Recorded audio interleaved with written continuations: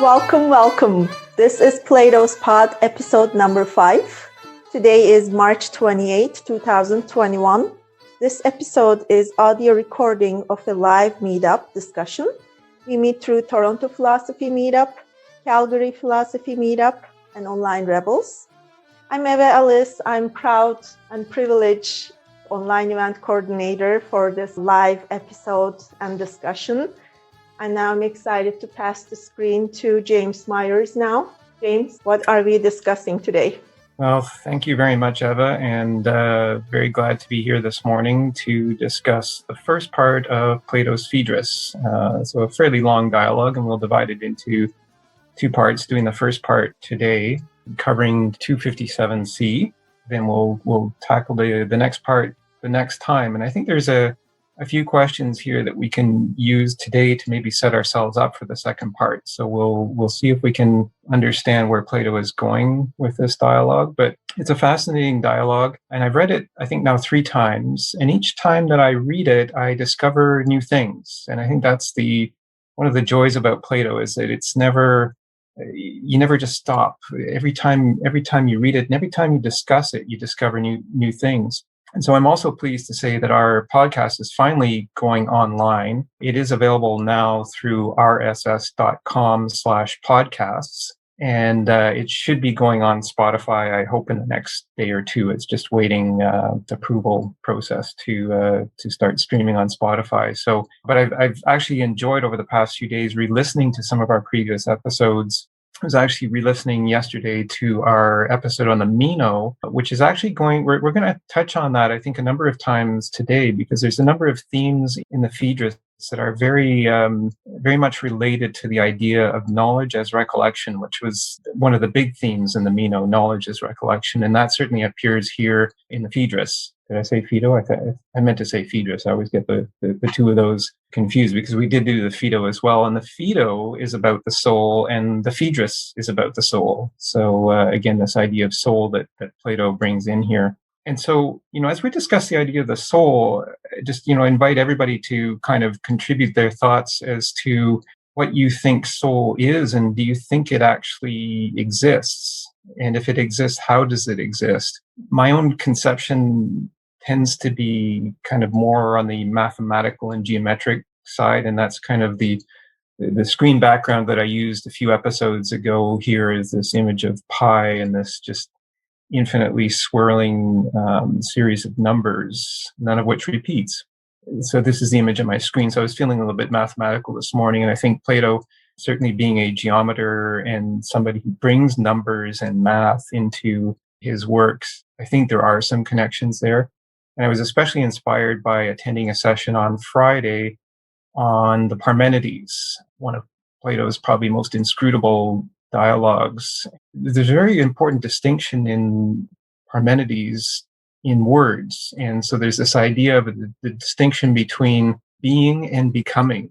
And we saw the word becoming in the Timaeus when we discussed the Timaeus. And Phaedrus, which we're discussing today, really touches on differences in meanings of words.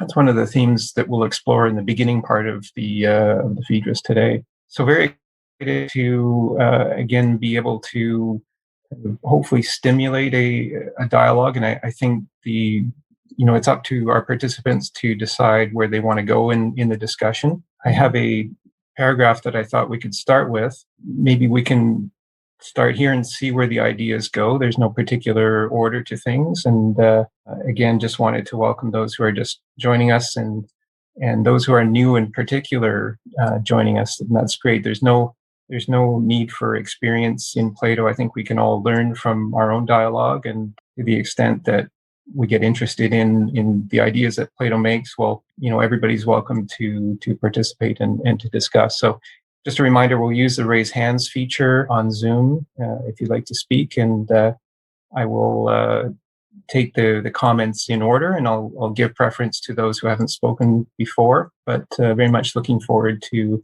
this morning's discussion. Yeah, so as I said, I've read Phaedrus 3 times, and each time I read it, I find new meaning in it. So the very first time that I read it, I was really struck by the idea of aerodynamics. And that was at Stephanus reference 246e to 247e. And I was really struck by that because this is, in the Phaedrus, Plato uses this metaphor of the charioteer and these two flying horses pulling the chariot along. And I was really struck by kind of the science of aerodynamics in those passages. And then the second time I read it I was struck by the connection between the symbology that the soul uses to communicate with other souls. And that's, in particular at section 244, which I think we'll hopefully discuss today. And then the third time that I read it, I was really struck by the idea of the forms. And so we haven't really talked about Plato's theory of forms directly in this podcast series yet, but I think this opening paragraph is actually maybe a good entrance to that, to get a sense of maybe what the forms could be. I think this is something that's, many Plato scholars over hundreds of years, thousands of years maybe, have been kind of wondering what the forms are. And so I wanted to start with this paragraph maybe as a way of, getting into that discussion. So Eva, if you wouldn't mind sharing your screen, and this is a slide that's posted on the shared drive on the meetup notice, and it's the last page of this that I thought we could start with. Joel S., if you would be kind enough to read this passage at 249c for us, it would be very much appreciated. The soul's capacity ranging from general reality to particular reality. 249c. But a soul that never saw the truth cannot take human shape, since a human being must understand speech in terms of general forms, proceeding to bring many perceptions together into a reasoned unity. The process is the recollection of the things our soul saw when it was traveling with God, when it disregarded the things we now call real and lifted up its head to what is truly real instead. For just this reason, it is fair that only a philosopher's mind grows wings, since its memory always keeps it as close as possible to those realities by being close to which the gods are divine. A man who uses reminders of these things correctly is always at the highest, most perfect level of initiation. He is the only one who is perfect as perfect can be. He stands outside human concerns and draws close to the divine. Ordinary people think he is disturbed and rebuke him for this, unaware that he is possessed by God. Now, this takes me to the whole point of my discussion of the fourth kind of madness, that which someone shows when he sees the beauty we have down here and is reminded of true beauty. Then he takes wings and flutters in his eagerness to rise up, but is unable to do so. He gazes aloft like a bird, paying no attention to what is down below, and that is what brings on him the charge that he has gone mad. Thank you for that, Joel. And I think I was thinking we could maybe just start in that very first sentence of this, and in particular, this idea that a human being must understand speech in terms of general forms, proceeding to bring many perceptions together into a reasoned unity. And so the term general forms there really struck me as I read this the third time, the dialogue the third time, and this idea of bringing perceptions into a reasoned unity.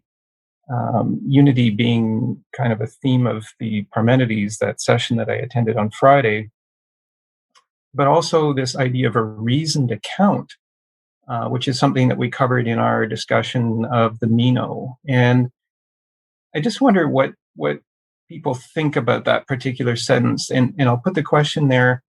Do you believe what Socrates is saying here, that a human being must understand speech in terms of general forms? Socrates saying that that's a fact. Is that in fact a fact? Does anybody have any thoughts on that particular sentence? Is this necessarily the case? I'm just wondering, is this something that we could tie into our own experience and our own understanding of speech, for example? As I re-listened to our episode on the Mino, there was disagreement on a particular term. I think one of the participants today used the term intelligence, and one of the other participants was thinking of the term knowledge. So those are two different words, but maybe to people they mean the same thing to some people, and maybe to other people they mean different things. And I'm just wondering what everyone thinks of this idea of being able to speak in a way that brings us to a reasoned unity. Leish, welcome. Hi, thank you.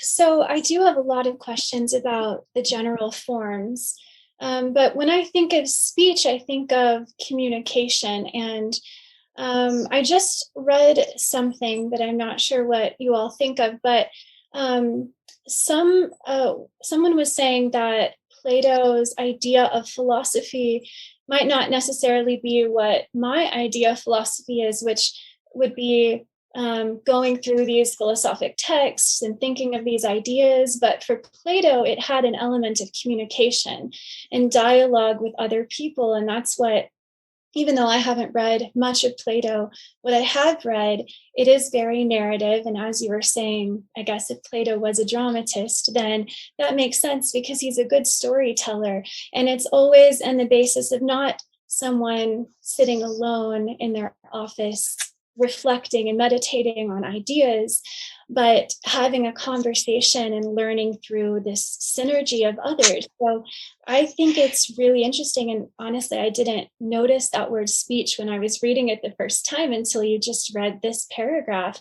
But it seems that there's something about something sacred and divine about this process of communication.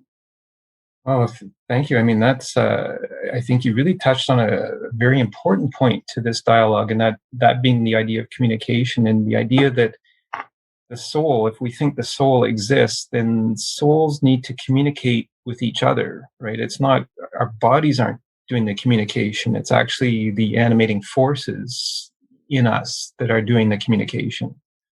Right, like our bodies can be used, like I'm using my hands on the screen now, talking with my hands, but the communication is coming in my words, and I think the meaning that everybody else is making is from my words and from the words that you just used, Leish, and you use some very key words. I like that word synergy that you used. The idea that if one of us says something, then another can pick up on it and amplify it, and we can take these ideas in different directions, which we can't just do if we're just reading, maybe. And maybe this is one of the things that Plato had. Like, people say Plato was against writing. I'm not sure that he was against writing, but I think he was against writing in a way that didn't encourage subsequent communication, which I think you just pointed is so key. This idea that that we have to communicate, and certainly this dialogue is about communication and I think understanding what each other is saying. James, I have a question. Yes. What do you think is this word here means, like reasoned unity? Mm-hmm. So, like, what is a reasoned unity that it's considered like perceptions we're going with perceptions of togetherness into a reasoned unity. Mm-hmm. So what are the things that are uniting? Mm-hmm. Exactly. And that's a great question, Eva. This unity is something that's united, so it's the bringing of things together. And in speech, there's so many different ideas that are being expressed, and so maybe, and I'll put the question to everybody else too. I mean, but maybe it's the idea of bringing different perspectives into a unity. So each one of us has our own unique perspectives based on our own unique experiences.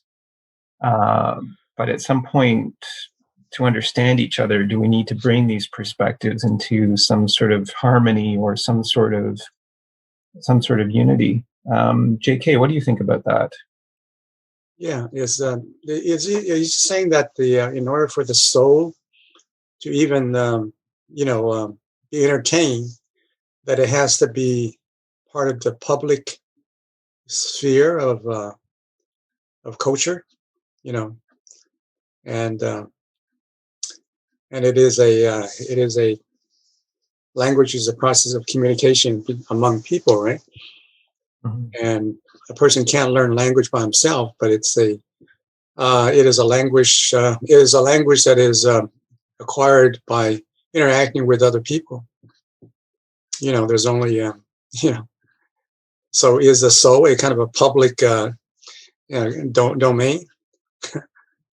Well, that's a fascinating question. I don't know what everybody thinks about that, but as you say the word public, it makes me think this idea that we're all picking up on things from each other, certainly, and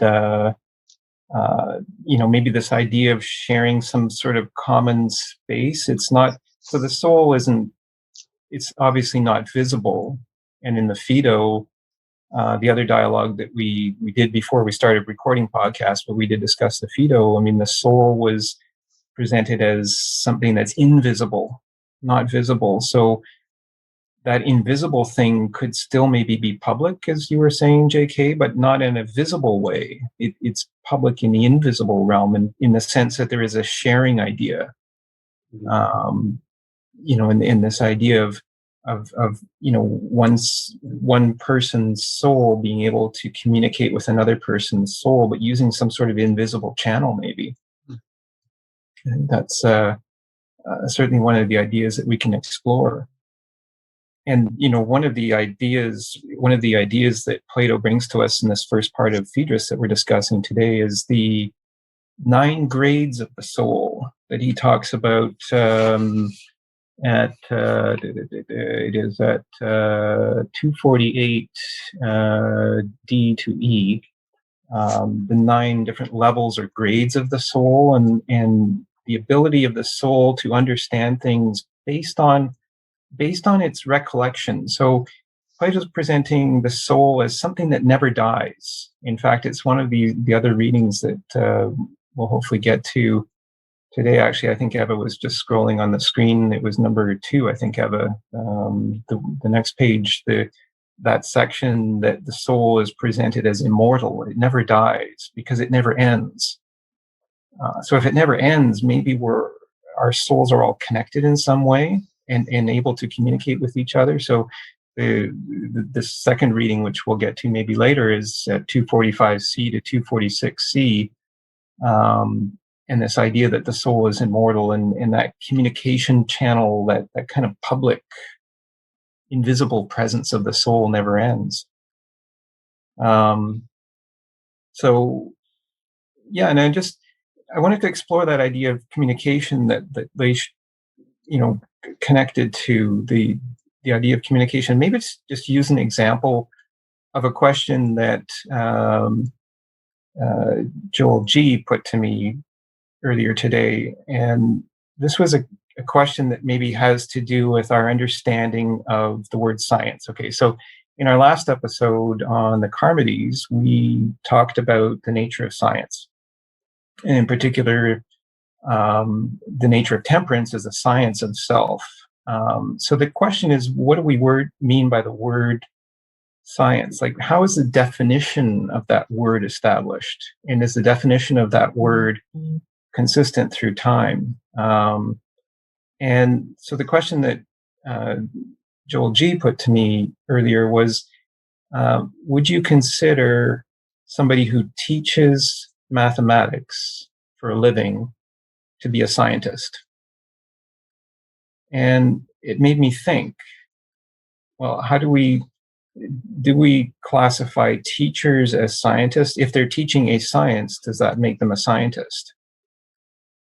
And maybe if you asked the teacher the question, you might get a different answer than if you asked the student the question.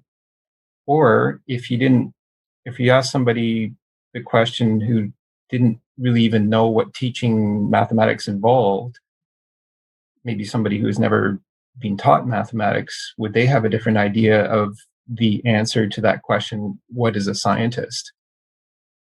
And so this maybe gets us into this idea of definition and the idea of the general form of understanding or of understanding speech in general forms. So generally, what do we think of the meaning of scientist? And so this goes back to that paragraph that Joel S. just read, that 249C. What's the general form of science or of scientist? What meaning do we derive from that? And then is that meaning kind of static over time, or does it change over time? Because it really leads, I think. Answer? Yeah, by all means. My take on that is that does the meaning, is it static or does it change over time? I think it does change over time. And I cannot help but to be reminded of the great Wittgenstein's famous saying, meaning is use. So in that sense, I almost can apply that to soul is communication almost. So the meaning does not necessarily reside in definition. Of course, it's a very definition, and the dictionary is very, very, it's a great tool that we have. So I definitely respect that. But also the definition, or in the sense, meaning is depending on how we use between different people. And even that changes over time. The definition of, for example, car, it seems like it's static, but also depending on the forms of life, the way that we use cars, well, it won't change today to tomorrow, from today to tomorrow, this year to next year. But after 100 years, even that would slightly change. So all those little increments change, it adds up to where actually after some time, it's a huge change. So I think it is always changing, and we may not perceive it that way, but it does change. And in that sense, the meaning is, or soul, maybe it's not just solely something that you possess. Meaning is not something that resides in the dictionary. It's just depending on the way that we communicate, the way that we use. So it's ever evolving concept. And I was thinking about that in language and definition. But now at this point, I could even apply that to soul, where it's not something static, but it is something that's more fluid. And it does have a meaning, or it does have a standing, or it does manifest not just within myself, because it is my soul, but rather it's more of it manifests within how I live with other people.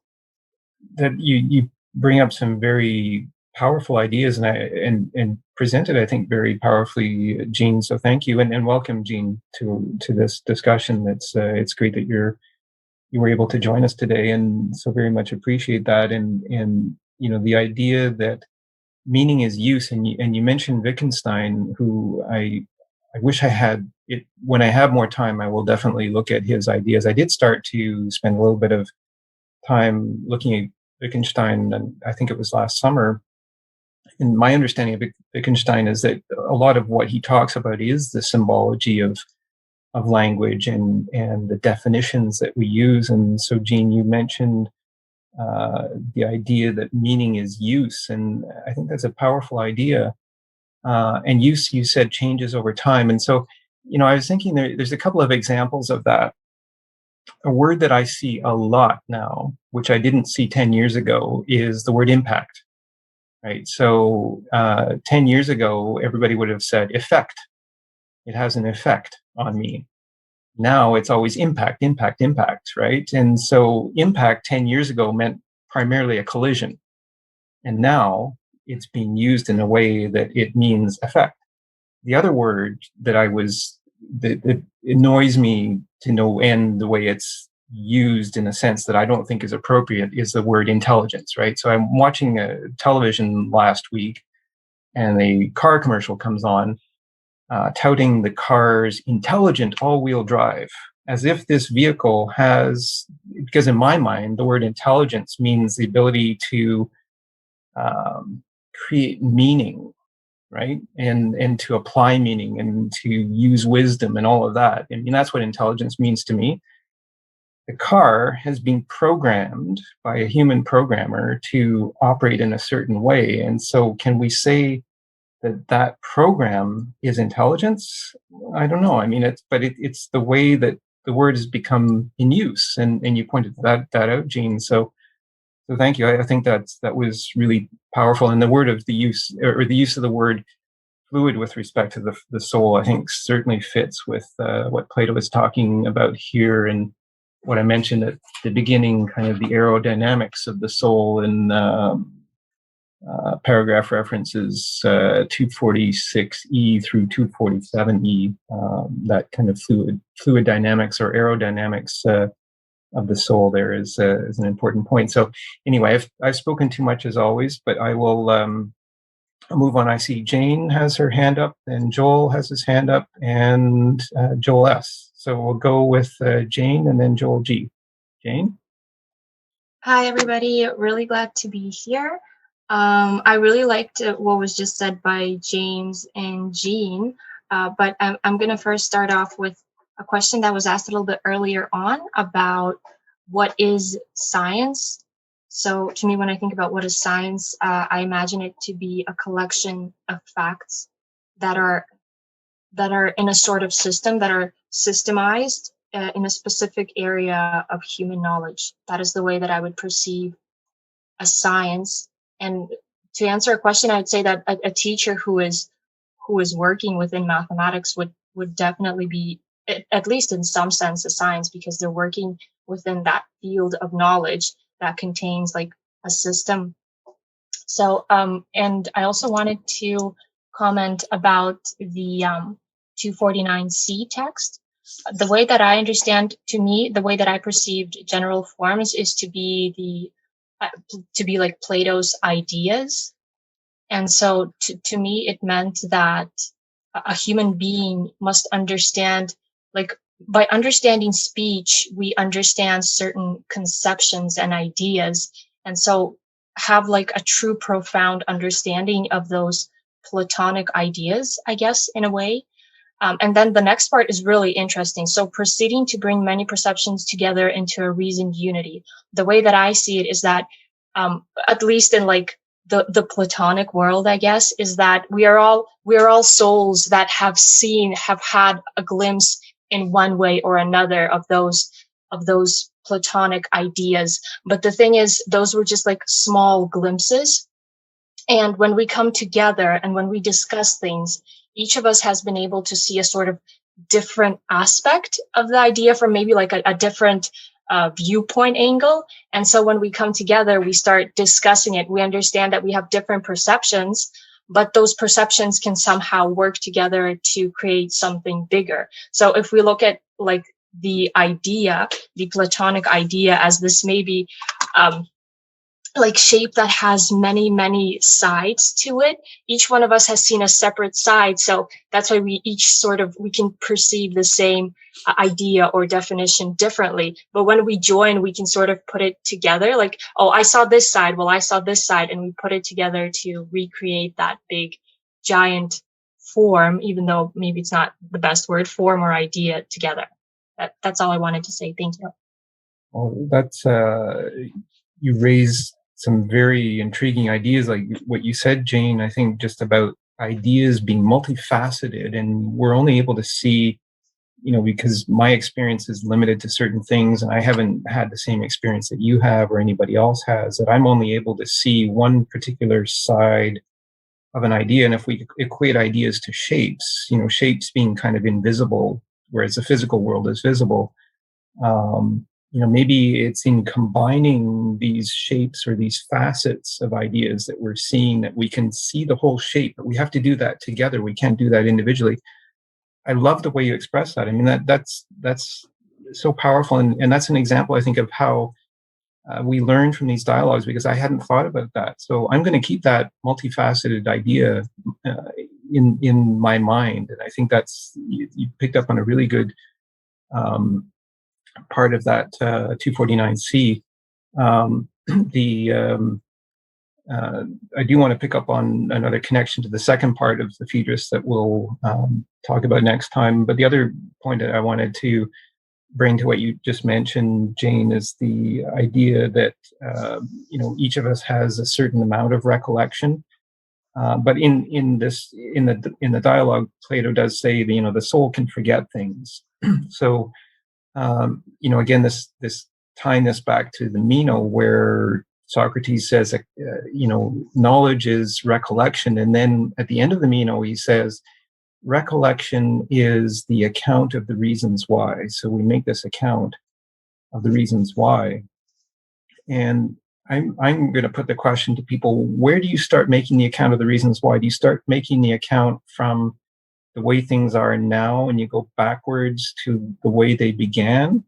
Or do you start at the way they began and work your way up to the way things are now? And I think that's a fundamental question maybe that's present in the Parmenides. So, but let's explore that question again about the definition of, scientists, for example, as an example of how souls communicate, and how do we actually draw those definitions? Where's the dividing line between definitions? And does it relate to the forms? I'll go to Joel G. You have your hand up, and then Joel S. Joel G. Hey guys. So I had this question relates to what James asked originally, and it's tied in with what Jane said at first. So I want to get the group's opinion on this to help me walk me through this and piece together what would you do in this scenario. So about a week ago, I came across a really old debate I found way back in 2014 of a debate between a cosmologist / theoretical physicist and a mathematician. And they were getting into this whole debate about internal inflation, cosmological constants, just everything that involved the universe, if you will.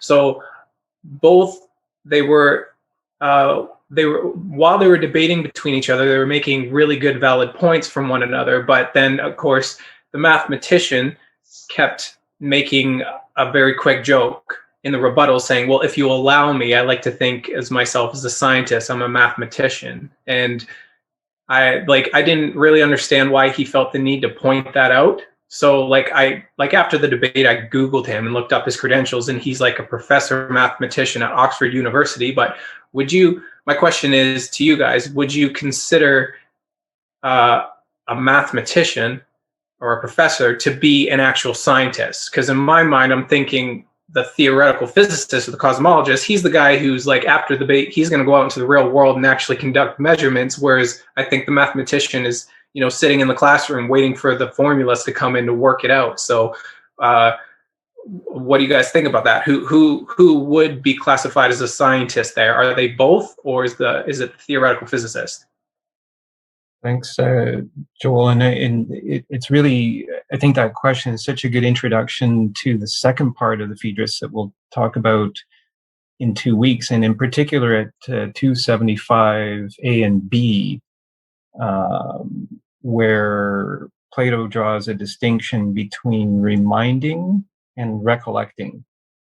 So I won't say anything more about it at this point, not spoiler alert or anything like that, but I did want to just mention that as a way of getting us thinking about the next part that we'll discuss in 2 weeks, and this idea about communication, which is really quite prevalent in the second part. And I'm really interested in hearing the answers to the question that you just raised. So we'll go to Joel S. and then to Jane. Joel? Yes, thank you very much for your comments. And for what it's worth, Joel, I'm not sure if you're my namesake or I'm yours, but I would consider the mathematician to be a scientist. But I can't say that I've given the problem a lot of thought or even ever considered it before this instant, but that would just be my perception. What I was trying to speak to is this entire first sentence in English at 249C, and focus, if we might, on a single preposition And I wonder if we're striking up against the limitations of translation, and whether reading this in the original language with an understanding of how that language was used during Plato's time would help us. And the preposition that I'm thinking of is when we get to the very last three words in the sentence, a reasoned unity. And I'm thinking of the preposition a. And I wonder if that could easily be translated or related in the original to the preposition are, O-U-R. And then I would think further on that, and how would our be understood? Would it be our collective reasoned unity or our individual reasoned unity? So that's what kind of captured my attention.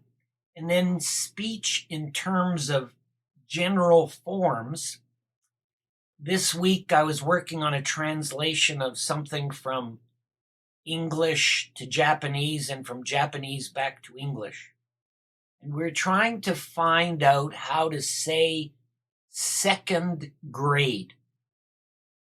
In English, which was translated by the Japanese translator into grade 2. So the difference is subtle even for an English speaker. Second grade could be the grade that comes after grade 1, just after kindergarten. Could be sub-perfect. It could be many things. And in Japanese, I'm not sure if they had specificity for those different types of meanings. Anyway, I had never really thought about how we work so blithely with the translation without considering the original writer's language and intention. Anyway, that's all I have to say. And mathematicians are scientists, and that's my opinion, and I'm sticking to it. That's a great, and let's maybe think about that reasoned account and see if we can arrive at a reasoned unity that belongs to all of us on that question. And so the question you asked, Joel, is great. I mean, focusing on a single word, a, and asking whether it should be our, I think is a key point. And it goes back, I think, to what J.K. said earlier about, maybe this idea of the soul being public. Is it enough that when I form my reasoned account of things that I just am satisfied that that's my reasoned account and that's where I will stop? Or do I have to go beyond my reasoned account and go into our reasoned account? Like, does my reasoned account make logical sense when I compare it to the relativity of everybody else's reasoned account? And so is it good enough that I make my account of the reasons why? Or do we have to make our account of the reasons why? And maybe that's a little bit of the idea of justice that Plato brings to us, I think, powerfully in the Republic, which we'll get to eventually. So that's a wonderful question. Is a reasoned unity, is it really our reasoned unity? And the way that language is translated is so important, as I discovered again in that Friday session on the Parmenides that I attended. It was actually with the translator, Mary Louise Gill, who translated the Parmenides text, and she understands the ancient language and was able to kind of speak to the individual words that I wouldn't otherwise know all of the different potential meanings that they have. But I know Jane in the past has pointed out to translation differences, and they do make a difference. So thank you. So speaking of Jane, we'll go to Jane, and then I have JK after Jane. I also really like the point that Joel made.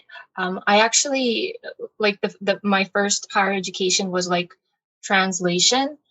So I'm bilingual, and I like constantly I see that, and this was something that was taught to us too, that translation is never about translating the words, it's translating the meaning. And this is where it gets really interesting, because like we've seen with previous Plato dialogues, I sometimes don't have like the more up to date translations, and I use like the older ones. And it seems to me it could be quite different. And this really goes back to, well, the language was maybe different like a century ago or something, but there's also this aspect of like the person that's translating the text.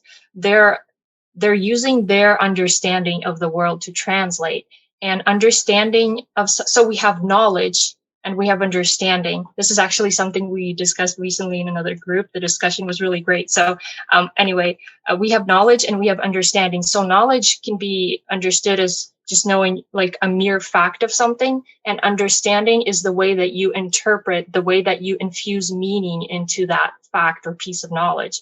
And so that's why it can be very important. And sometimes when I'm reading the dialogues, I'm like, what if I was able to read this like in the original? Would I be getting something very different out of this or no? But yeah, that's just me rambling. Anyway, I wanted to point out about, I think a question was asked a bit earlier on about like what a definition is.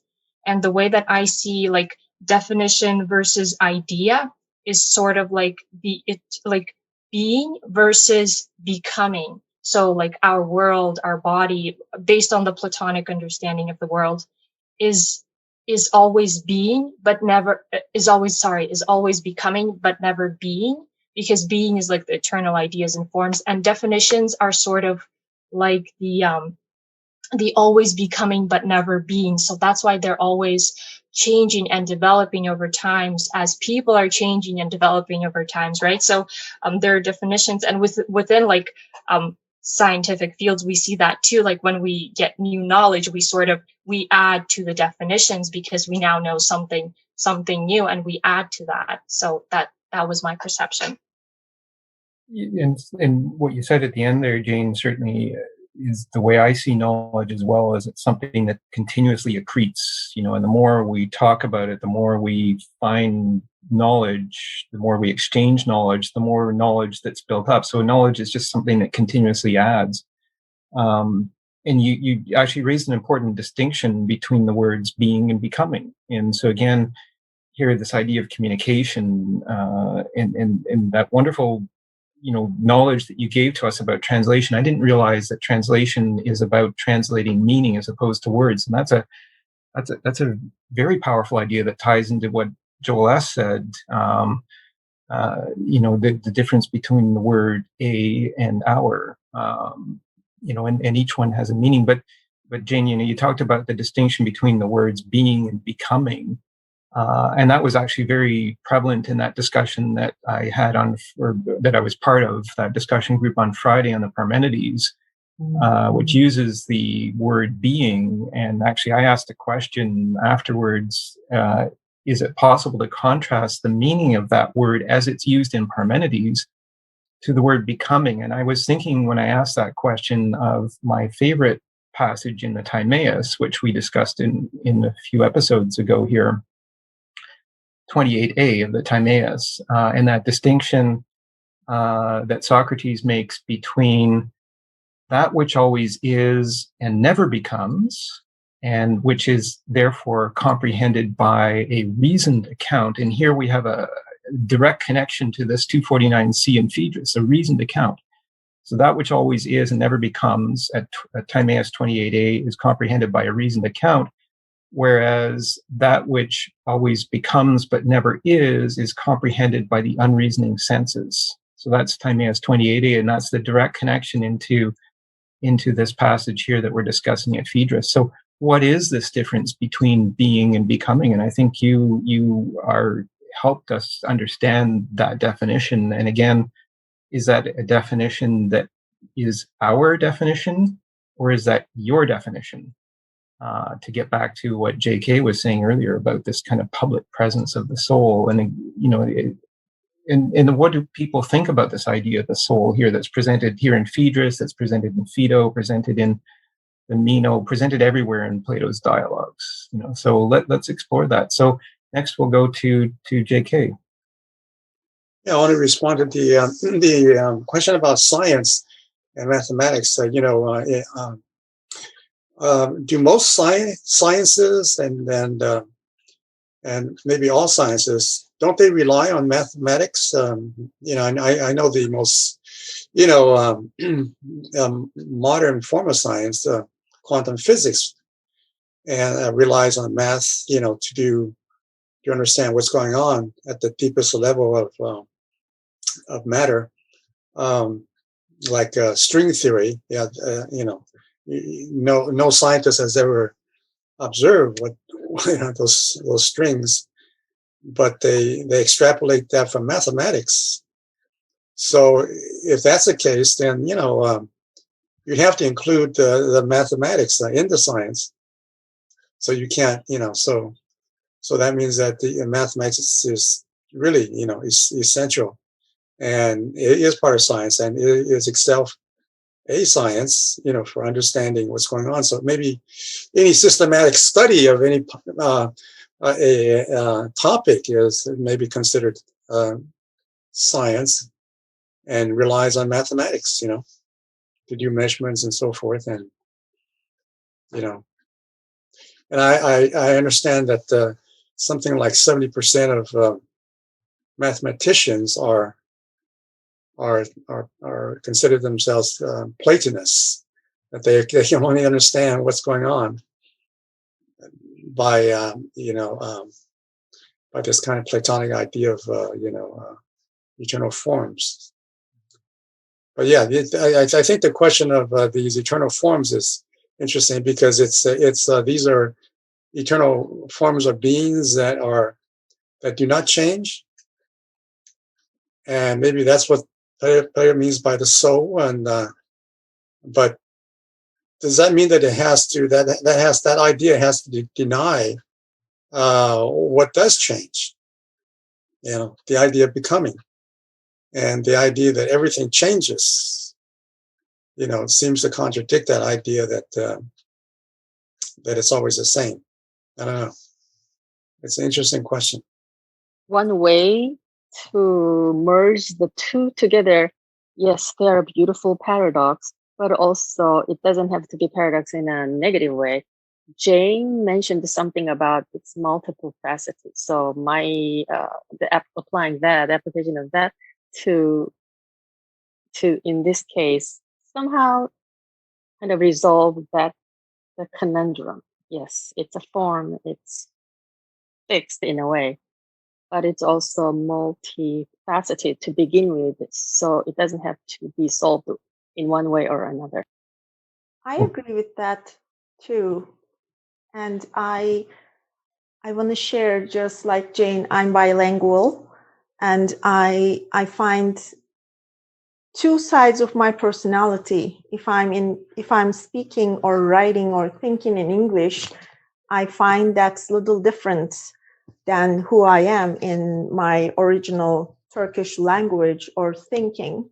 And I write poems in Turkish, and I tried translating them to English, but it didn't work because I wanted to write a paragraph of one sentence in English. So it's just like the originality of that. I couldn't do it.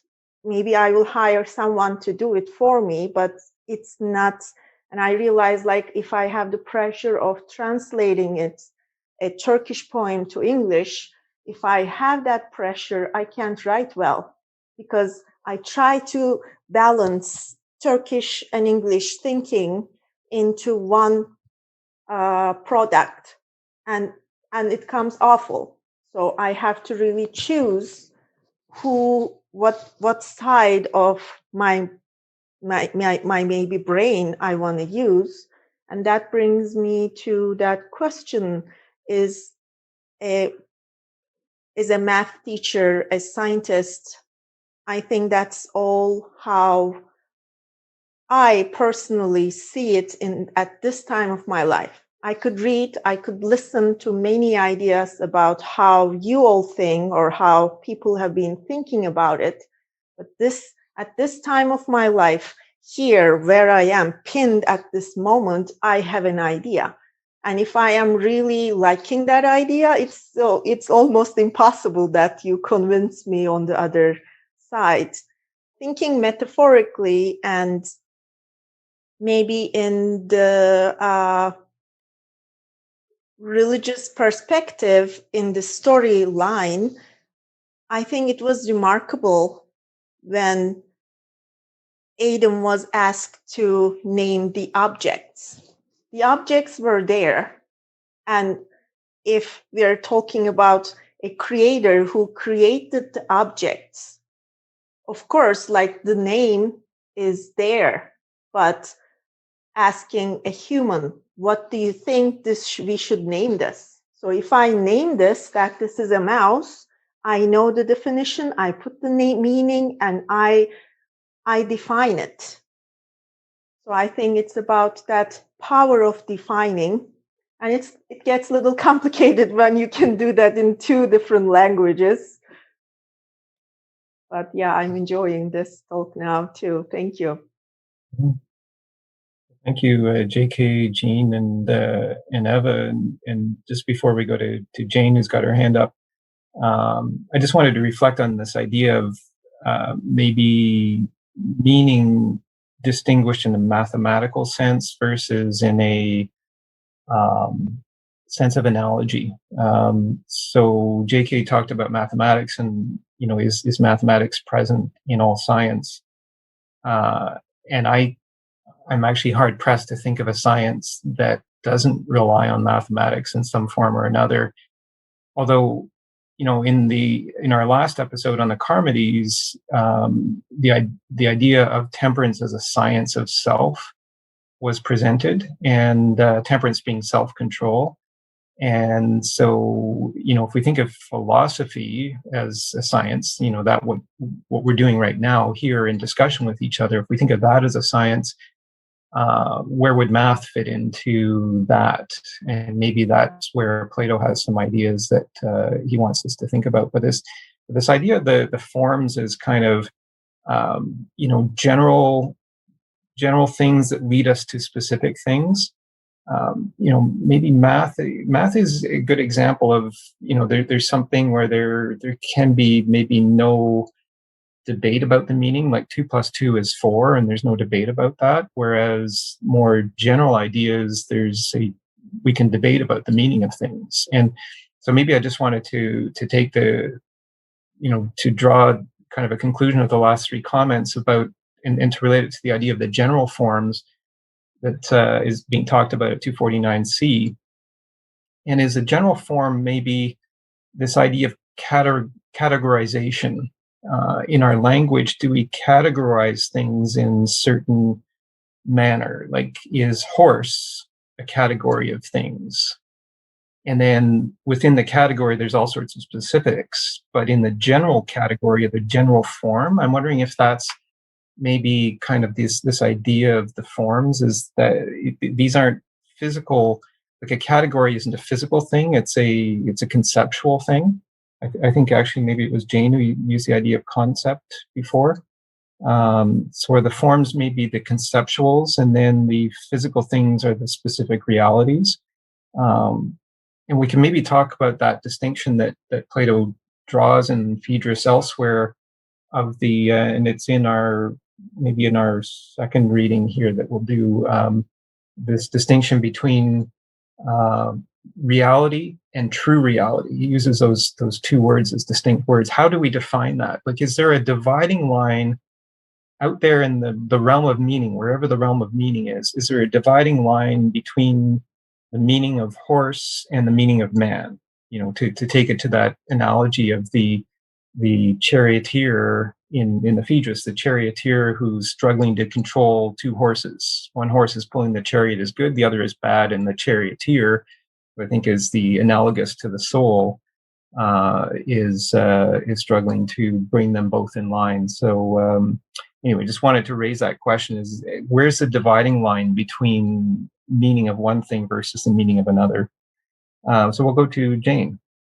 I just wanted to touch upon what Eva just said when she mentioned that being bilingual, it feels like you have 2 personalities. I've spent half my life in Canada and my other half in a totally different country that has a totally different culture, and it feels like you're being divided, and it feels like the perception of each personality based on the language and culture is different.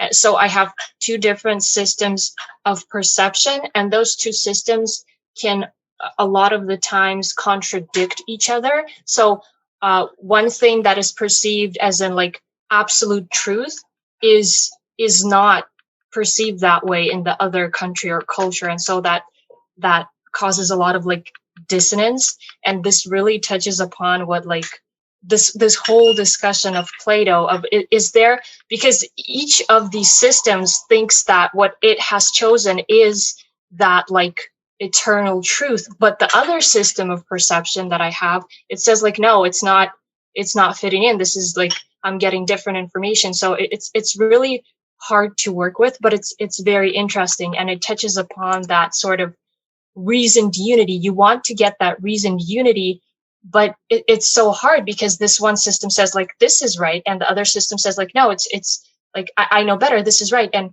for example, there's what is freedom? So what is freedom perceived from like the Canadian perspective is very different than what I'm getting from like the other system. That's just an example, but I'm not gonna elaborate on it too much because yeah, I'm starting to blabber. But that's all I just wanted to say, that like Eva just touched upon something I think about all the time. So yeah, thank you for that. And thank you, Jane. It's just before we go to Jean, I just wanted to amplify that comment that you made about two systems of perception. And maybe after Jean speaks, we'll just talk briefly about the beginning of the Phaedrus, where there are two different ideas about love that are discussed in two speeches, one that Phaedrus makes and one that Socrates makes. And then Socrates declares both speeches to be horrible. And maybe we can look at the two different systems of perception that they apply in those speeches and why Socrates deems them to be horrible. So we'll go to Jean. Jean? So multiple system, multifaceted. I think that maps, that kind of connects with the multiple system. Some people say we have a reason system, or system one and system two. System one is more of a quick automatic thinking. So people have a lot of several different faculties within even one self, but also different people or growing up in a different culture, they have a different way of viewing the worldview. So those, I think it is, yes, Jane pointed out that aspect, but in also another thing that it is said true or not, it doesn't have to be said, but that's also a human condition to where we can't really completely get rid of it. So we can be just mindful of it and put it together to where you don't just, like what Eva said, that, oh, at this one moment, I feel I am so passionate about what I feel at this moment. And that is true. We all experience that all the time. But the important thing is that we don't need to succumb to that momentary feeling. As long as we have a perspective, then we can allow ourselves to feel that moment, but not get overboard with it. That's a lot of times politically what's happening, and people get extremely polarized, and then they fight with each other, and then it becomes almost a dead end fight kind of thing. Thank you. It was a good point that you made, Jean, about the kind of the connection to time and how that the kind of system of perception can maybe change over time or realign over time, and maybe that's a good way to think about that analogy of that Plato draws or that Socrates draws of the soul being kind of like the charioteer who's pulling different horses. So the system that the charioteer's got to work with, or the soul has got to work with, is the one horse that's driving us to what is perceived to be good, and the other horse that is driving us to maybe what is bad, or just raw desire without any sort of meaning or any sort of reason. And somehow somebody needs to establish that dividing line and really establish the direction. And how is the direction established on that basis? In this distinction of the two systems, in the opening speeches, Phaedrus gives a speech. I think it's based on what Lysias said, about love and this idea that, and it may be based in a particular time, it may be based in a particular culture, but this idea that lovers keep a balance sheet. You know, the word balance sheet is actually used, and as an accountant, that's something that resonated as soon as I read those words. So the lover keeps a balance sheet of the good and the bad. So if I love somebody, I'm keeping a balance sheet of the good things that they did, and I'm weighing it against the bad things that they did. And if it goes out of balance, then I'm done with them, right? So that was the idea, I think, that came through in Phaedrus's speech. And then Socrates' speech is one that talked more about this internal struggle. You know, that there's this internal struggle. One half of us is desire ripping away at one half of us, and the other half is this drive towards goodness. And this internal struggle is raging, and we're always fighting against this internal struggle in our search for love. And then that's where Socrates says, you know, both of these conceptions are just totally wrong. If love is good, it can't have those bad qualities. So, you know, what is the definition of love? You know, and maybe that's getting into this idea of the general form. You know, how do we categorize it? Is it categorized as something that has good and bad, or is it something that just has good? And I think maybe that's what Socrates is concluding about both speeches, is that they're horrible because they miscategorize love. But what do people think about that idea? Like, what did you think about those speeches at the opening of Phaedrus, and this idea of forms being ways of categorizing things? JK? Yeah, that kind of reminds me of you know, the more modern interpretations of that kind of you know, struggle within.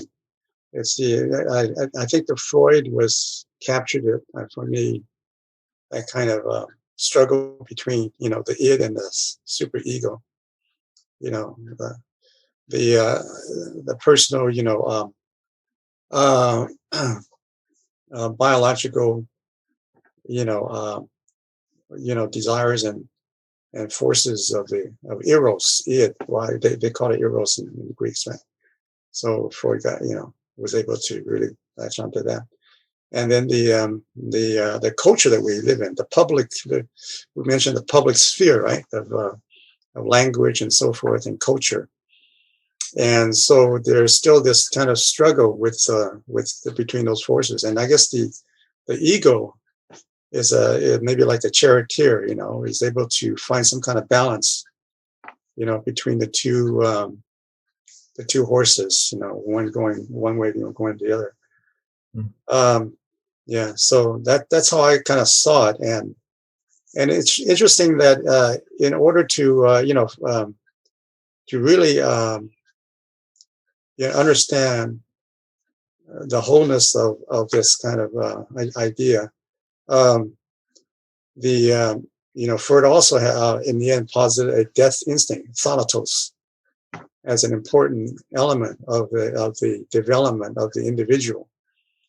You know, in order to arrive at that public sphere of language and culture and development, you know, the earlier, you know, developmental aspects have to die off, have to kind of, you know, and he posits the Oedipal complex, the idea of, you know, desexualization, and even castration, castration and so forth. And you look at Lewis Carroll's you know, story of Alice's adventures, you know, into the depths, goes underground and comes back to the surface.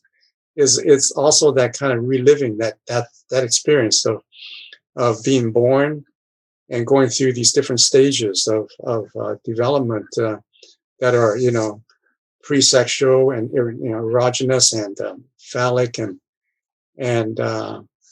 Oedipal, and the whole process of desexualization leads to, you know, it leads to finally thought and language and even towards this transcendental realm of maybe philosophy and entertaining ideas of the soul and so forth. So that's how I responded to that. I figure your words about Freud were interesting. I didn't really kind of realize those connections until you mentioned them, and so I think that's quite helpful to understand that. And this idea of being able to maybe transcend the impermanent realm and to reach a permanent realm, I think is a consistent theme through Plato. I think that's the idea in Phaedo again that the soul is invisible and it's not subject to death the way that the body is. And certainly that point is made here again in Phaedrus. And it kind of makes me, what you just said kind of makes me think again about the section of Phaedrus at 248 D and E, where Socrates talks about the 9 levels of the soul, or the 9 grades of the soul. And I guess at first when I read this, I'm thinking, in my first reading of the Phaedrus, I'm thinking, well, is there some sort of elitist concept going here?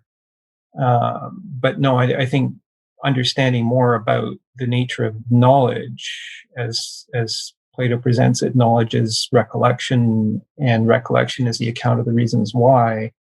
I think the key word or the key words at 248D are that a soul that has seen the most will be planted in the seat of a man who will become a lover of wisdom.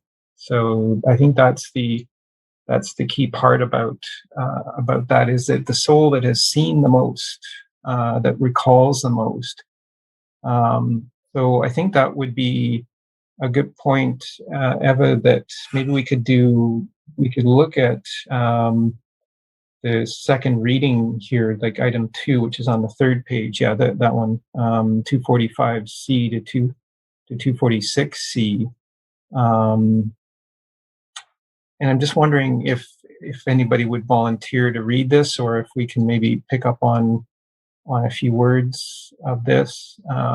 This idea of the soul being immortal and not having a beginning or an end, kind of being this transcendental kind of thing, that, to use JK's word. Would there be anybody interested in reading this for us? Or I can read it if we have no volunteers. Well, why don't I read it? So this is at 245C to 246C, and I wanted to think about the logic of this, and do you agree about the logic of, in this, or do you see any other things in this that we should explore? So it starts, every soul, or in square brackets, or all soul as an alternative interpretation in the footnotes of the text that I'm reading, is immortal. That is because whatever is always in motion is immortal, while what moves and is moved by something else stops living when it stops moving. So it is only what moves itself that never desists from motion, since it does not leave off being itself. In fact, this self-mover is also the source and spring of motion in everything else that moves, and a source has no beginning. That is because anything that has a beginning comes from some source, but there is no source for this, since a source that got its start from something else would no longer be the source. And since it cannot have a beginning, then necessarily it cannot be destroyed. That is because if a source were destroyed, it could never get started again from anything else, and nothing else could get started from it. That is, if everything gets started from a source. This then is why a self-mover is a source of motion, and that is incapable of being destroyed or starting up. Otherwise, all heaven and everything else that has been started up would collapse, come to a stop, and never have cause to start moving again. But since we have found that a self-mover is immortal, we should have no qualms about declaring that this is the very essence and principle of a soul. For every bodily object that is moved from outside has no soul, while a body whose motion comes from within, from itself, does have a soul, that being the nature of a soul. And if this is so, that whatever moves itself is essentially a soul, then it follows necessarily that soul should have neither birth nor death. And then I've skipped about a paragraph here, and I've added at the end of this from 246C The words all soul looks after that, after all that lacks a soul, and patrols all of heaven, taking different shapes at different times. So long as its wings are in perfect condition, it flies high, and the entire universe is its dominion. But a soul that sheds its wings wanders until it lights on something solid, whether it settles and takes on an earthly body, which then, owing to the power of this soul, seems to move itself. The whole combination of soul and body is called a living thing or animal, and has the designation mortal as well. Such a combination cannot be immortal, not on any reasonable account. In fact, it is pure fiction, based neither on observation nor on adequate reasoning, that a god is an immortal living thing which has a body and a soul. And I've put 5 different footnotes in this, which I think tie to multiple dialogues that we've looked at so far. The idea in Meno that shape is the limit of a solid. Shape is not physical, whereas solid is physical. The idea in Phaedrus that the soul is part of the non-composite realm, and physical things are composites. Composites have limits, non-composites don't have a limit. And I think that's clearly what Socrates is saying here about the soul. It does not have a limit, because if it had a limit, then it would stop at some point. And how would it ever get started again? Timaeus, I put a footnote here because the term living thing is used here in Phaedrus with a small l and a small t. And we saw the living thing with a small l and a small t used in Timaeus. But in Timaeus, we saw it contrasted to capital L living and capital T thing. And I think when we talked about it, then we were talking about the distinction as maybe the capital L living thing being universal, and the small l living thing being the kind of temporary mortal thing. And then finally, the footnote that talks about the reasoned account, again, relating to Timaeus 28a, and also to Meno and the account of the reasons why. So I wanted to maybe just pick up on what's being said here in terms of that idea, again, of the reasoned account. Where do we make the reasoned account? And do we believe that the soul is immortal in the way here that Socrates is describing? I'm wondering what people think about this particular section. Is there anything in this that strikes you? Anything about this anything about the logic that strikes you?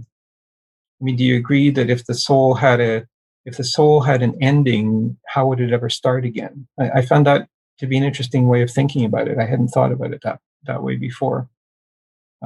We have Jean and then JK. Jean? Yeah, I think there is a logical problem there. And I'm just suggesting the question that I have, and maybe you could have some conversation. So the part that the question almost does not make sense, although it is a very, very interesting question. I think that there is a meaning to it.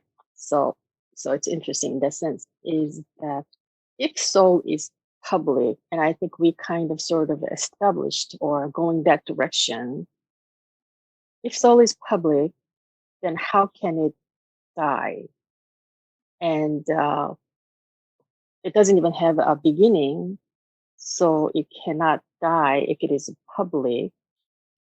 So for me, that's contradiction. Why does he even ask that about death? Because if it is public, then death does not even have a meaning, because individuals die. Something that is in between or emergence does not die. That's my question. A good question, and let's try to answer that. And maybe I'll just throw in the idea again to tie to what JK said near the beginning. This idea that the soul could be a public thing, and I think then the word public sphere got used. And is there, maybe I'll ask it this way, is there an individual sphere for the soul? and then a public sphere that kind of overlaps it. And maybe one goes away at a particular point, but continues to have some sort of a resonating effect on the other. I'll just throw that idea out there, but JK? Yeah. So if the soul, comes about by use of language, then how does that become, immortal? Yeah, it's kind of a, he's saying that the soul has no beginning and no end.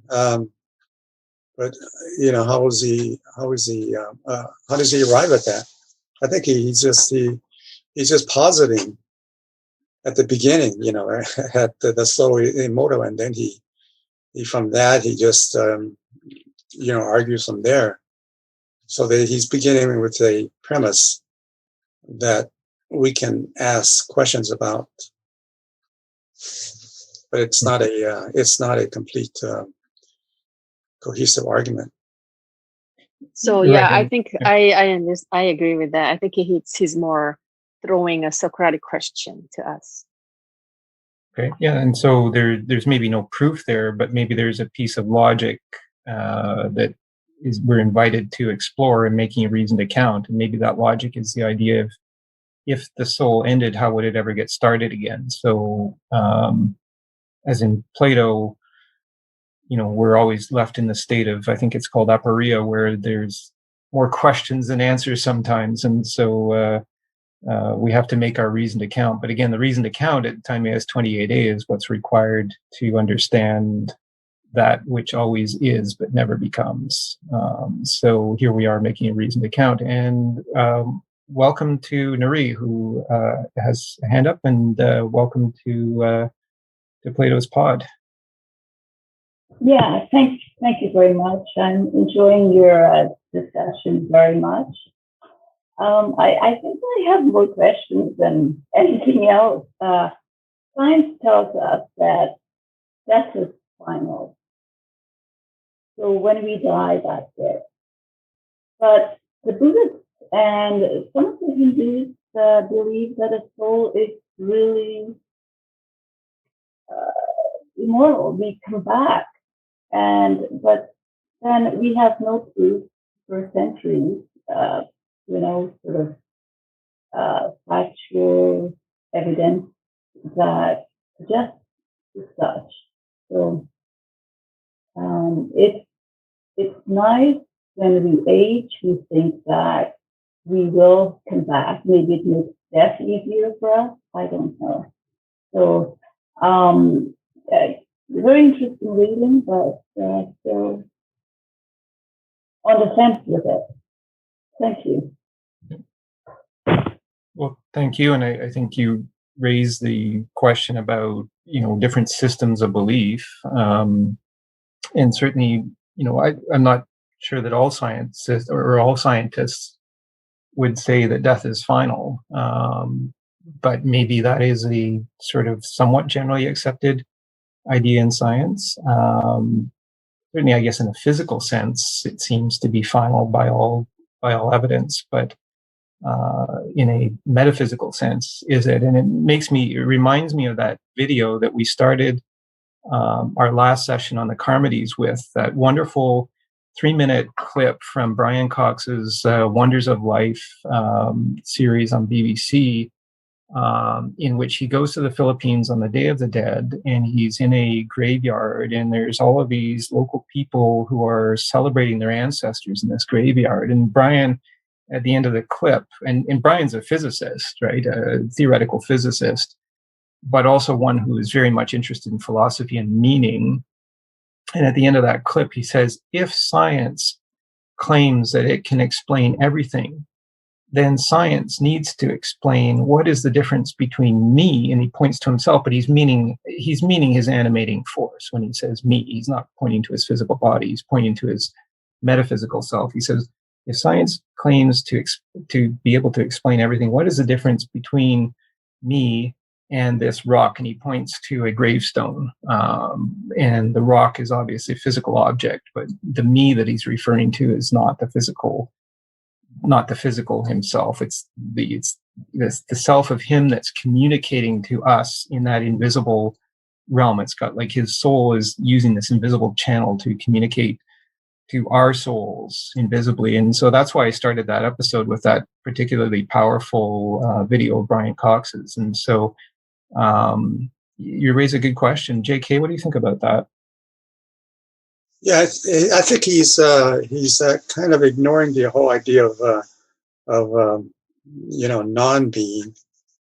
The idea of becoming, right, is important because it's, you see it in the entire process of a living being, right? From the Freudian description of this development, that the death drive is inherent in every stage of development. And maybe in this higher transcendental surface that we arrive at, that in order to get to this understanding of this idea of the soul, immortal soul, you have to also embrace, continue to embrace that idea of becoming a non-being, like the Buddhists, do that. Hegel's philosophy does that. Has a Heraclitus, has this idea of death. This idea of death drive is very important in our changing identities. And the Buddhists, embrace the idea of non-being as an important element of arriving at that place where you are maybe a soul, a being, a self that's outside of yourself. That's much more elevated than what you had been. And so the idea of non-being, the nothingness that is embraced in the whole idea of Buddhist meditation and so forth, is very important. And I think in this argument, I think he's ignoring that, the idea of becoming and non-being. Thank you. And you mentioned the word transcendental, and I have on the screen behind me pi, which is a transcendental value and a depiction of it. And I think of transcendental in a mathematical, but also in a philosophical sense as something that has no limit, and it just goes on forever.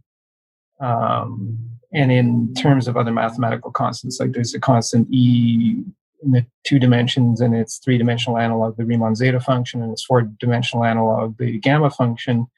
Those are continuously compounding transcendentals. And so, again, to tie it to this idea of mathematics is something that has no limits. Maybe is the soul something that has no limits? And if it has no limits, how do we get into the forms? Like, how does the soul understand things? How does it make a distinction in the meaning of things between one thing and another thing? So if we understand horse to be one thing, how do we distinguish that from the charioteer, which is another thing, to use the analogy here that Plato is using here. And so let's explore those questions. I've got 3 hands up, Nari, then Jane, then Leish, and just looking at the time, we've got a half an hour here left, so that's good. We've got time for discussion. So we'll start with Nari. So when they look at our DNA and they look at the made up of simple like hydrogen, and so comparing when we die, so this energy goes somewhere, whether it becomes like this rock in a graveyard or whatever. So I'm trying to understand myself that I understand the concept of the soul because, I grew up in a religious, moderately religious background. And there's a lot of questions we're taught to believe a certain way, and it is ready-made. Religion is ready-made for us, it's that kind of thing. But we explore philosophy in a different way with all the questions we have. So I'm just wondering what happens to the soul. Where does it take? Like from the Hindus believe, like you could come back as a lower life. You could come back as an animal. You could, that sort of thing. So I could see the concept that the energy can go. We all are energy beings, and yes, maybe this energy goes somewhere. It can die, but yeah. So that's it. Thanks. Thank you. And energy is an interesting word to use.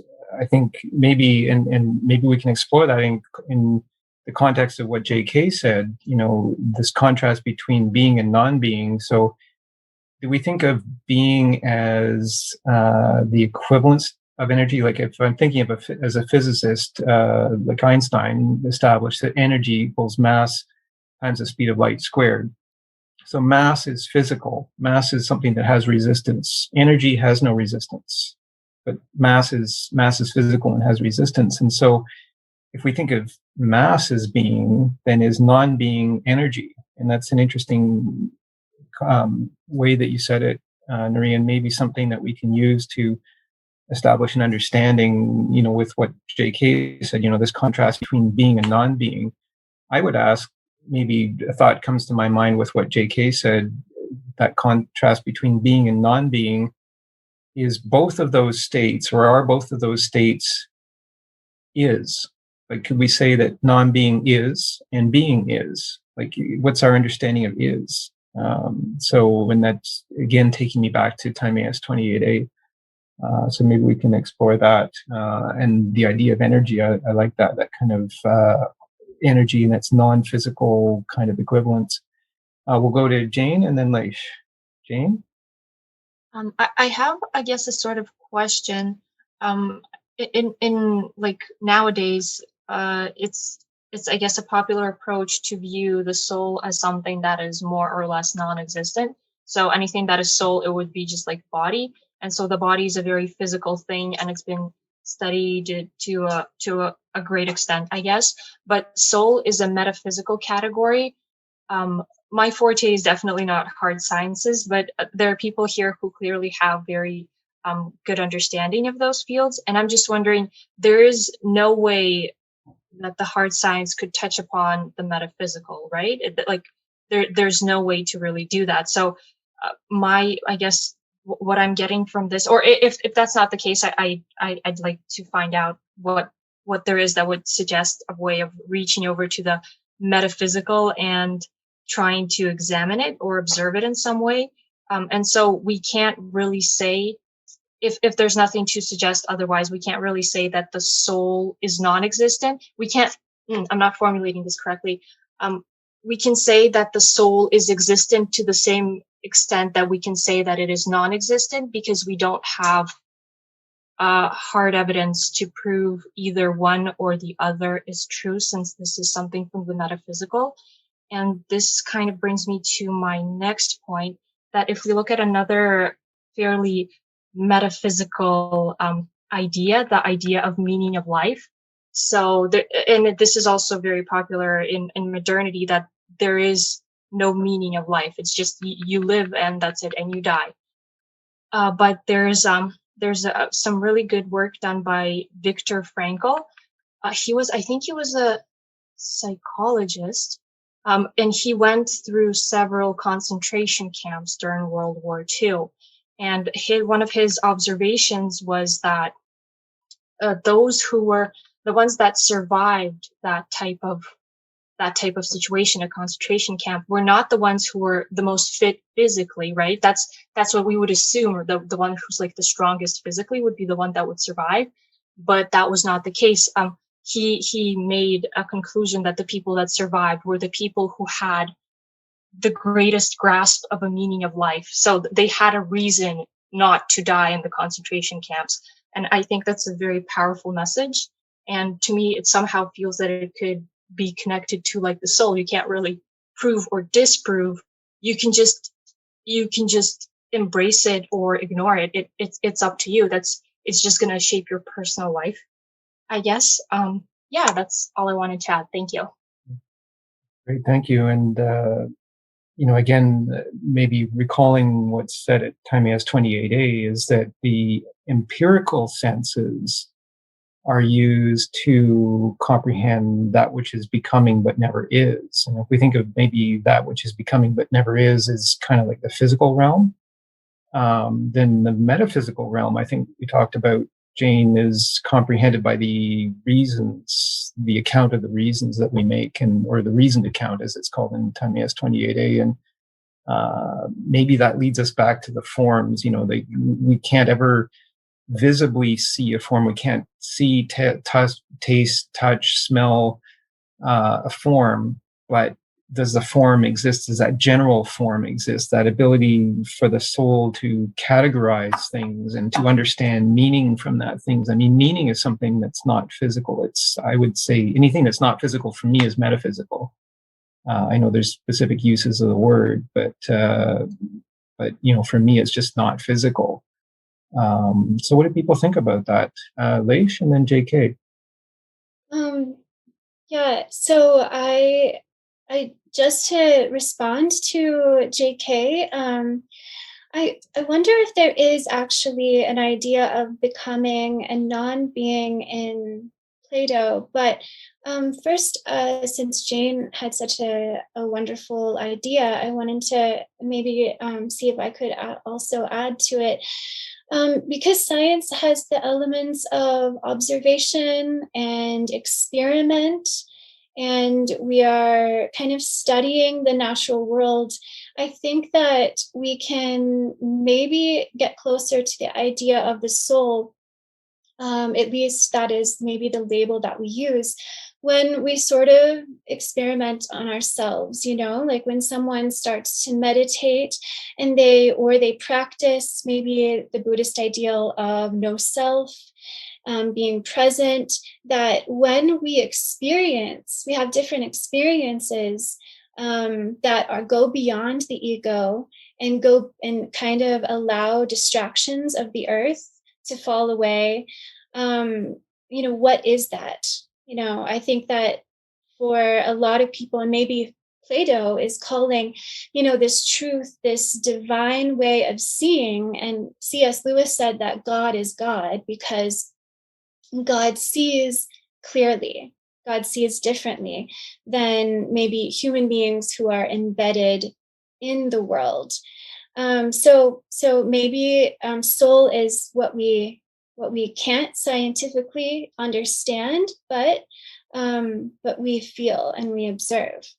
But about non-being and no self, I think that so in 250a, it says, "But not every soul is readily prompted by things here on earth to recall those things that are real. This is not easy for souls which caught only a brief glimpse of things there, nor for those which, after falling to earth, have suffered the misfortune of being perverted and made immortal by the company they keep and have forgotten the sacred things they saw then." So there's this idea. So how do we remember then? How do we remember our journey being companions to God? I think that that maybe Plato doesn't articulate this in this section, but maybe the way we remember is entering into non-being and the no self, which to me means going beyond the ego. You gave us a lot to think about, Leish, there. I think that was powerful, this idea of the soul remembering, and again, this idea of knowledge being recollection. And maybe you could put up that slide of the triangle now as we sort of lead into the end of the discussion, because we've looked at this triangle before, and we'll just leave it up here for a few minutes to contemplate it, because this is what in Timaeus, the character Timaeus said, the universe is constructed of triangles. And when we looked at this originally, and this is why in the notes for this session that are posted on the shared drive on Meetup, this is why I put this image again here at the beginning on the title page of the notes for today's session. That red dot that we looked at before was the bond that's drawn between the same and the different. So we'll just leave this image up and we'll consider what you just said, Leish, because I think that's quite important. And we'll go to JK. Yeah, I think this the idea of becoming, I think, is probably applicable, everywhere. But particularly in our physical bodily lives, we are in this realm of the finite, and as we change, and develop and acquire language, we become we understand. We begin to understand what is like you say, invisible, or the infinite. We rise above the matters of life, the physical state of affairs and matters of life, and so forth. And maybe as we, like you said, matter becomes energy, we acquire more energy, and energy, real energy, is really part of the infinite,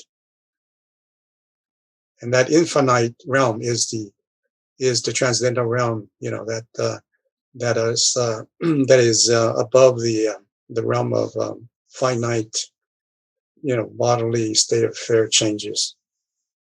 Yeah. So that would be the realm of the soul, perhaps, right? And the soul is purely infinite. So in the physical world, the rocks and so forth, those are in the finite states of the world, and they're going through all these changes, and they don't last very long. We don't last very long.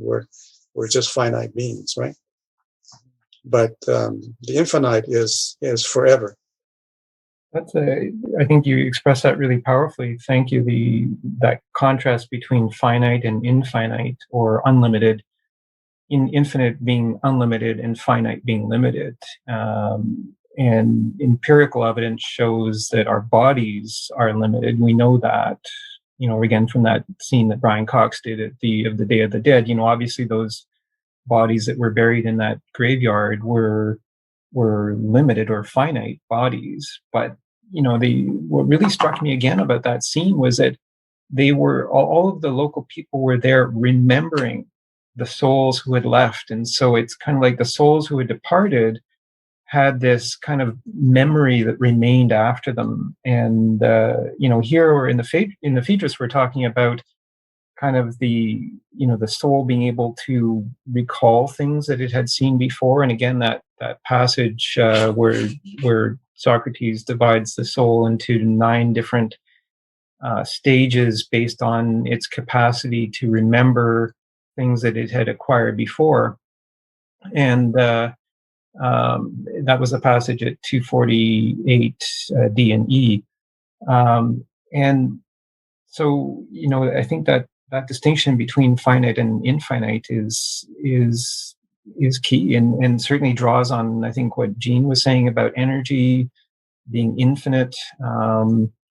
Again, let's contemplate this triangle drawing as we think about that. Maybe there's something in here that's worth talking about. We'll go to Jane. I'm sorry for talking so much. I just wanted to comment on something JK said a little bit earlier about Buddhism bringing a person closer to a state of non-being. I actually perceive it the opposite way. So to me, based on what I've read in the dialogues, when a person, for example, when he's practicing Buddhism, to me, it would seem, based on the Platonic world, that person is getting closer to being. So he's leaving so we have the eternal world, the eternal, the being, the infinite, and then we have the what is always becoming, the finite.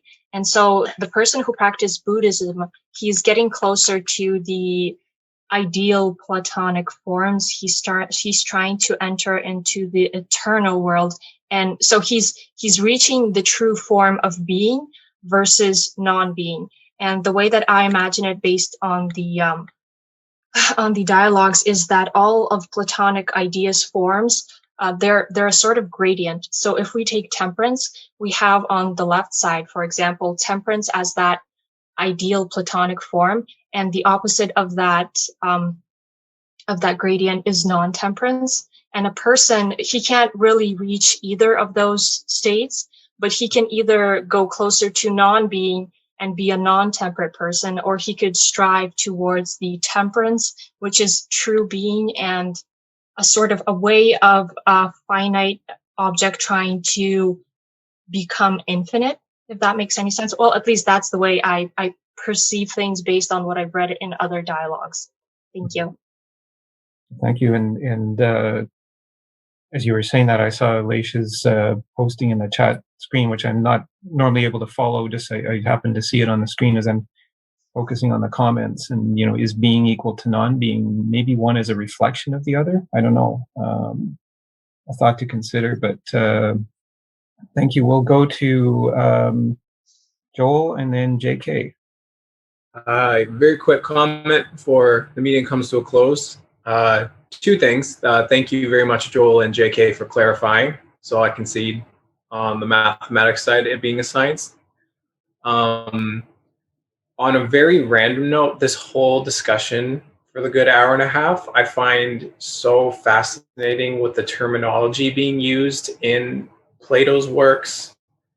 Like, all the pieces that are coming together, this idea of a soul, eternity, how it lasts forever. Like, it's just so incredible, like how this language, the whole idea of like the teleological argument, the ontological argument, like I like these are so, this is very biblical terminology that I'm like, obviously it's a given. Like I used to hear so much about this stuff in the New Testament growing up, and how these types of observations were considered divine revelation, so to speak, and the Bible would take credit for that. When you kind of like, again, this is speculation, but I find it fascinating how you can compare the dates, and these arguments like predate the idea of Christianity, and Plato and Socrates and Epicurus, like they're all asking these types of questions and coming up with answers and refuting them long before, say, Christianity came onto the scene. So it's like it's incredible to read this stuff, and it's like, oh my God, like I recognize this stuff in Mark, Matthew, Luke, Revelation, and then it's like, where did these ideas come from? And it's like it's smack dab out of these. I find that incredible. So yeah. Thanks. And that's I think maybe what you pointed to is kind of the timeless form of idea, and maybe the forms, that we started looking at, this idea of a general form is something that's not bound to time, whereas, physical beings are bound to time, but, the forms are maybe not, or outside of time. And certainly in that Parmenides session on Friday that I attended, one of the ideas about the one is it is outside of time.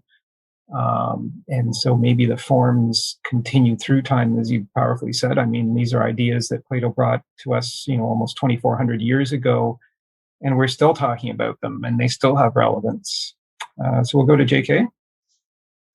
Yeah, I just wanted to try to clarify this idea of being and non-being for myself. That for Buddhism, and maybe for some other philosophies too, the highest form of being, the most, infinite, right? The infinite form of being maybe cannot be, spoken of, right? It's like that saying from the Tao Te Ching: "He who speaks does not know. He who knows does not speak." Right. So it is the kind of being, yes, and but what is it? And then once you say what it is, that's not what it is. So that's why the Buddhist, emphasis on the on the idea of nothingness. There's a haiku somebody recently wrote about meditation. He says, Zen meditation, nothing to it. So it's like, it's all about nothing, because once you say what it is or conceptualize what it is, that's not what it is. And so the idea of the self, it cannot be grasped by some or understood by some concept of the self, because once you say what it is, that's not what it is.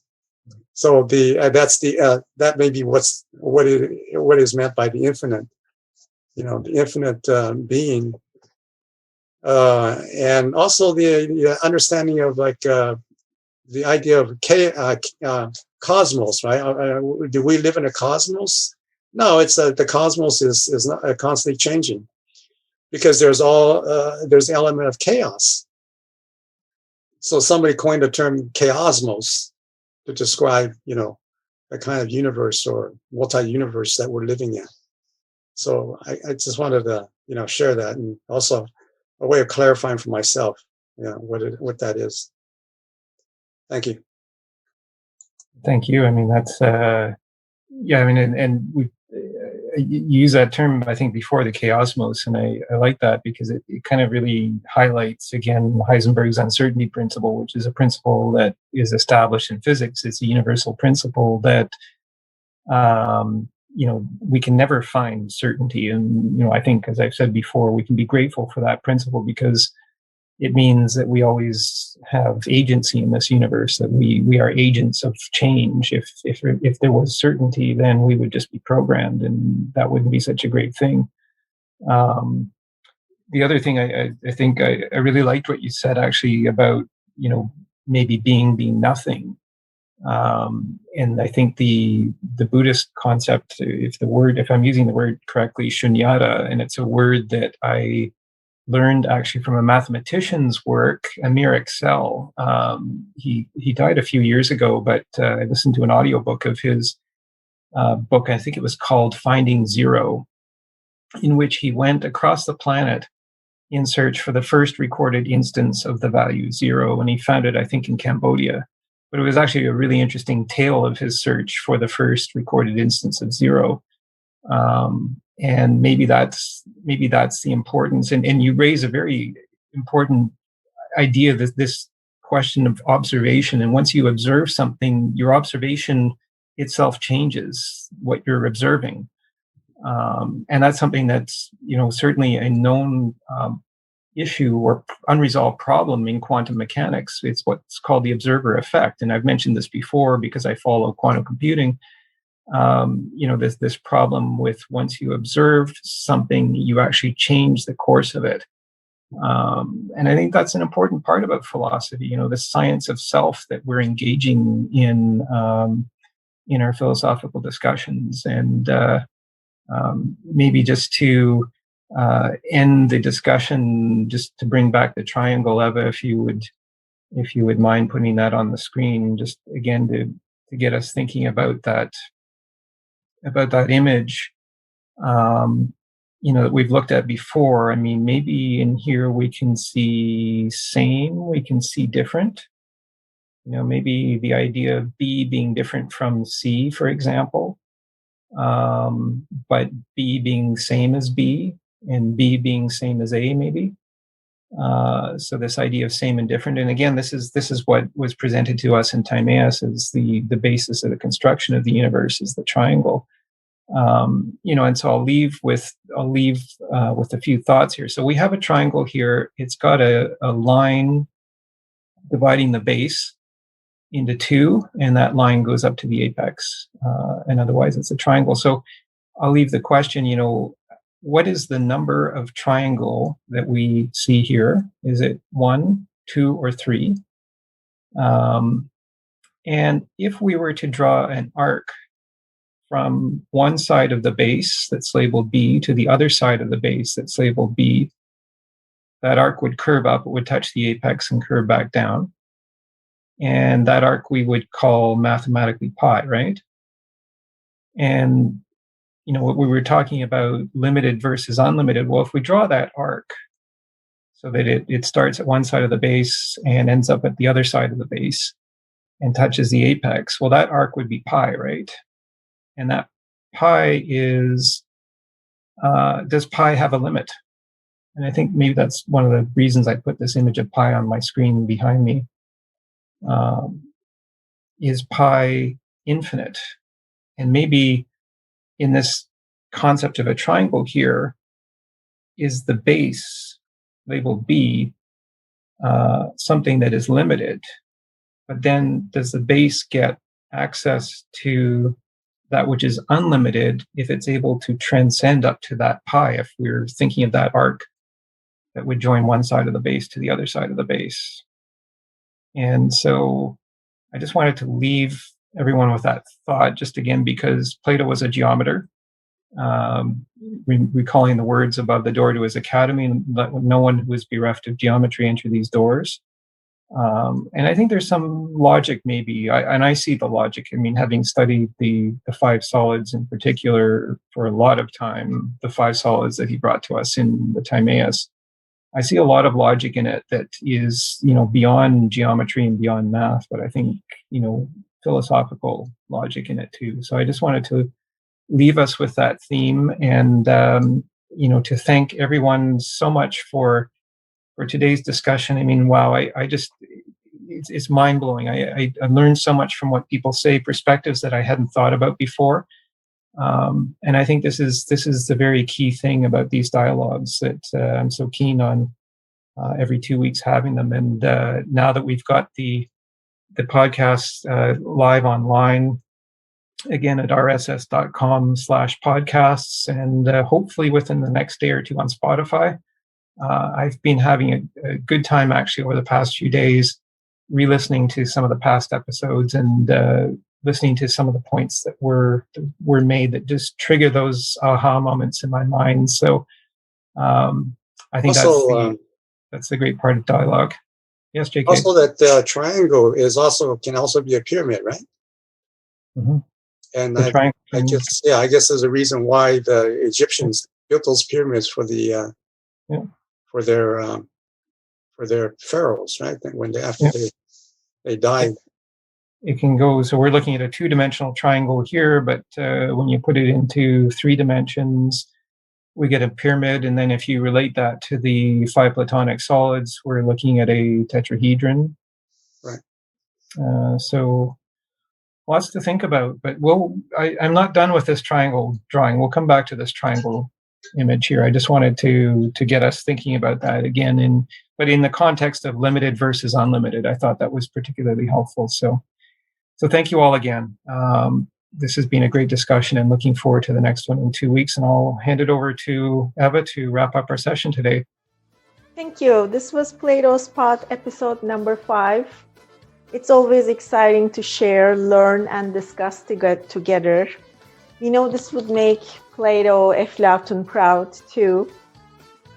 Thank you for joining us today, friends. Thank you, James, and see you at another episode.